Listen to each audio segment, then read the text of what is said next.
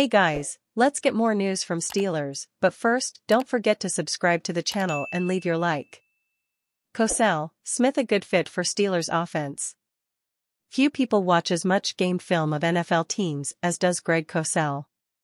That's why the NFL Films guru feels Steelers head coach Mike Tomlin made a solid hire in adding offensive coordinator Arthur Smith to the staff to run the offense. And the interesting thing for Cosell is how Smith, a former play caller for the Titans and head coach with the Falcons, will scheme things with the Steelers. He's been a run-game guy, Cosell said Wednesday while appearing on Steelers Nation Radio here at the NFL Scouting Combine. He's been a base personnel guy who plays with multiple tight ends. This is what he's done. So the question is that what he's going to do in Pittsburgh? When he was in Tennessee, they had Derrick Henry, and so obviously, the run game was the foundation of the offense in Tennessee. So, again, that's why the question is this what he believes in? Or was this just a function of personnel? They obviously didn't have a great wide receiver core in Atlanta, and they had two good backs. I think it's pretty evident that Mike Tomlin wants to play a certain kind of football, and he might see Arthur Smith as being part of that physical football, grind it out, run the ball, have that be a meaningful part of how you play. That would match up well with the personnel the Steelers have in place. In Najee Harris and Jaylen Warren, the Steelers have a good 1-2 punch at running back. And they have tight ends in Pat Freiermuth, Darnell Washington and Connor Hayward that have proven they can function well at the NFL level. They also have a pair of wide receivers in George Pickens and Deontay Johnson who have topped 1,000 yards in a season at their disposal.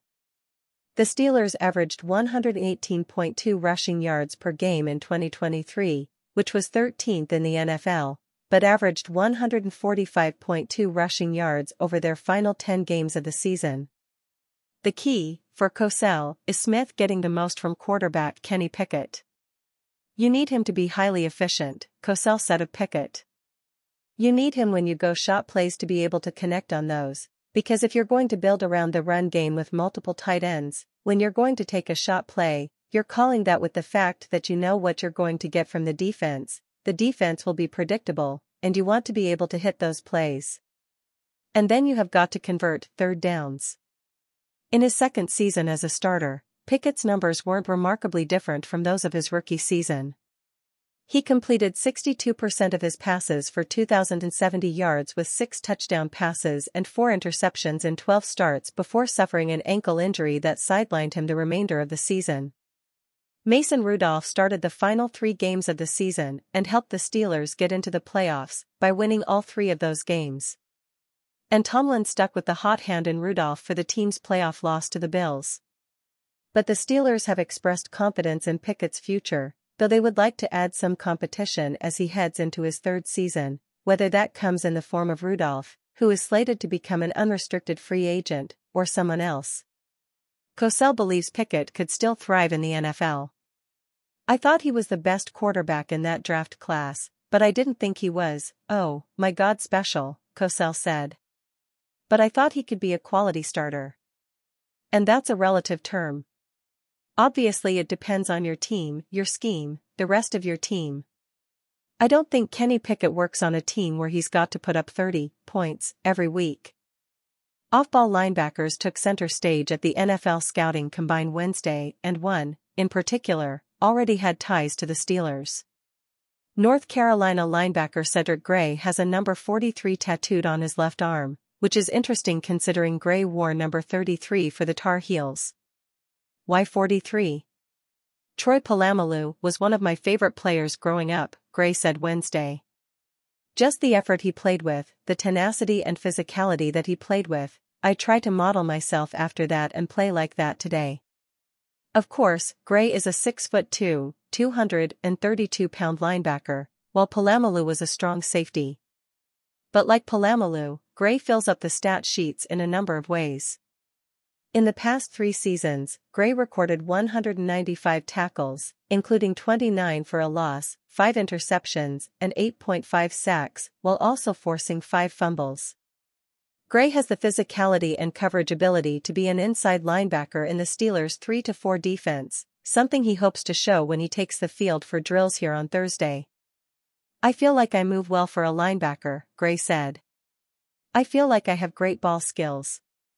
I feel like I made a few interceptions where you can see those ball skills come into play, understanding how wide receivers run routes, just the little techniques and the different triggers they might do while running the route. You can kind of expect what's coming. So I definitely feel that has benefited me a lot." Two of the top defensive tackles available in this year's draft played next to each other at Texas. But though they played the same position, Byron Murphy and Tvondra Sweat couldn't look much different. Murphy is listed at 6'1", 308 pounds, while Sweat is listed at 6'4", 362 pounds. That duo, who both figure to be selected within the first 2 rounds of this year's draft, set the tone for the Longhorns in 2023. Dale Lally is co-host of SNR Drive on Steelers Nation Radio. Subscribe to the podcast here, Apple Podcast, iHeart Podcast. Playing next to Tvondra, "I just want to say it was a blessing just to play with him," Murphy said. "Playing with a guy like that, he makes it easier for me, and I also make it easier for him. Each and every day, we just pushed each other trying to be great. We competed every day, and we also took a big step, a big role, in leading the defensive line. I feel like we led them in the right way." Weigh-ins for the defensive line group will happen on Thursday, and there have been plenty of questions already of how heavy Sweat will be. But the 2023 Outland Trophy Award winner, given to the nation's best interior lineman, isn't concerned, even though he was the only player to skip weigh-ins at the Senior Bowl. "Last year, I played at 365, and that's where I'm comfortable at," Sweat said. "We have to grow into our bodies, and this is me, as you can see. I'm a big guy, big frame, and that's just how it is. I just grew into my frame." After dealing with a personal issue, Steelers general manager Omar Khan will hold his availability here with the media Thursday afternoon. Bills' Damar Hamlin sends strong message to Steelers. Defensive back Damar Hamlin is under contract 1 more season with the Buffalo Bills. But that doesn't mean he hasn't thought about wearing the black and gold. Hamlin told reporters on February 24 that it would be a dream to end his NFL playing career with the Pittsburgh Steelers. "Because I played at Pitt, you know, I was in the stadium," Hamlin said, via Steel City Collectibles' Bill Laino. "I played at Heinz Field for probably like 8 years straight with WPIAL championships and Pitt. A dream come true would be finishing my career as a Steeler." A McKees Rocks native, Hamlin played high school football at Central Catholic, which is a high school football powerhouse in western Pennsylvania. The program routinely advances to the WPIAL championships, which takes place at the Steelers' home every year. Then, Hamlin played at Pitt from 2016 to 20. Pitt also calls Heinz Field, which was re-nicknamed Acrisure Stadium in 2022, home. The Bills drafted Hamlin in the 6th round at number 212 overall in the 2021 NFL Draft. He has appeared in 34 games for Buffalo in his first 3 NFL seasons. It's a little surprising Hamlin was so forthright in his hope to one day play for the Steelers. As previously stated, he is under contract in Buffalo for the 2024 season. The Bills have also been steadfast supporters of Hamlin since his collapse on the field during Week 17 of the 2022 season. Hamlin played mostly on special teams as a rookie. Then in the 2022 season, he became a starting safety for the Bills, playing 846 defensive snaps. On January 2, 2023, though, Hamlin fell to the field while making a tackle and remained motionless for several minutes. He confirmed after his recovery that he suffered an episode of commotio cordis, which is a very rare condition in which cardiac rhythm is disrupted by a blow to the chest.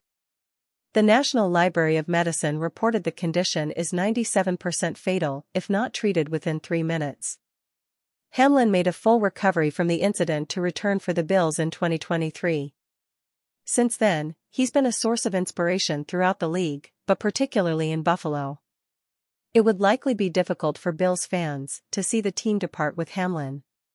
But the NFL is a business. Hamlin appears to realize that with his thoughts of perhaps finishing his career elsewhere. In 2023, Hamlin returned to play 111 snaps in 5 regular season games. Of those snaps, 17 of them were on defense. He also appeared in the team's 2 playoff contests. Hamlin spent his entire football career in Pittsburgh until 2021 when he joined the Bills. That makes the Steelers an obvious preferred destination for Hamlin in the future. The Steelers could use additional depth at safety. Hamlin could also contribute on special teams. So, if the 25-year-old was a free agent this March, then the Steelers could have very well considered him a potential target. But unless the Bills release Hamlin, he will remain in Buffalo for the 2024 season. One can still dream, though, that one day, Hamlin will return to Pittsburgh and play at Acrisure Stadium for the home team again. In 34 NFL games, Hamlin has posted 95 combined tackles, including 6 tackles for loss and 3 quarterback hits. He has also recorded 4 pass defenses and 1.5 sacks.